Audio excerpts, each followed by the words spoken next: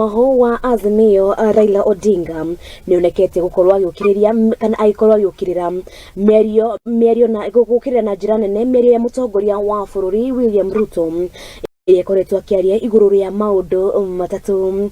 Raila akiaria igongona-ini ria mathiko na kuria magutunganire na muikariri giti wa kiama kia andiki akana kiama kia aruti a wira gia Kotu Francis Atwoli makioneka gucokaniria merio. Mtu anakuja alafu anatisha watu, anasema ati wewe utahama, nitakuweka wewe jela au wewe utaenda kwa Mungu. Hiyo nizungumza na gani? Sasa Kenya hii imekuwa ni yake, anakuambia wewe toka, na wewe umezaliwa hapa Kenya hii ni nchi yako, wewe unajua. Mtu anaambia wewe hama, uhama waende wapi? Sisi mara nyingi tumesema wezi na makateli wapelekwe Kamkunji wa Nyongo, ndio wanaharibu uchumi wa Kenya.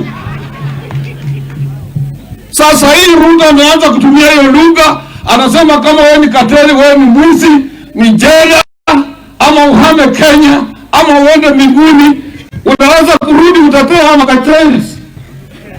Kama sivyo akupeleke yeye kwa jela. Yeye ndiye anakushtaki wewe na yeye afunga wewe. Tena anasema nitakupeleka wewe jela. Tatu, atakupeleka kwa Mungu. Anakusema atakuua. Hiyo ni utawala aina gani? Hiyo ni kitu gani hiyo? Yule anasema juzi tumeona vile vijana wetu wapigwa risasi kwa sababu walikuwa wanafanya maandamano. Kwa hiyo tuko katika hali ya hatari katika nchi hii. Tusipojihadhari, Kenya mtajipata mahali ambaye mtu anashikwa namna hii, anatoroka na haonekani. Lazima hizo watu watoke. Tutasukuma wao sisi. We will do it. This country is bigger than all of us. Mtoto Mkalenjin anaongea lugha wananchi wanataka, na wewe ambao unasema huko na wananchi unakuja kusema hiyo anaongea ni mambo ya uimla.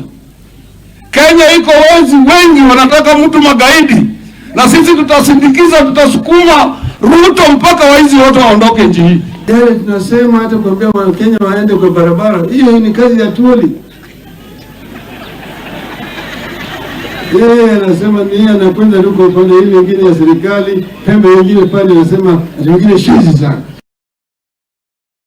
Nake mutongoria wa bururi Daktari William Ruto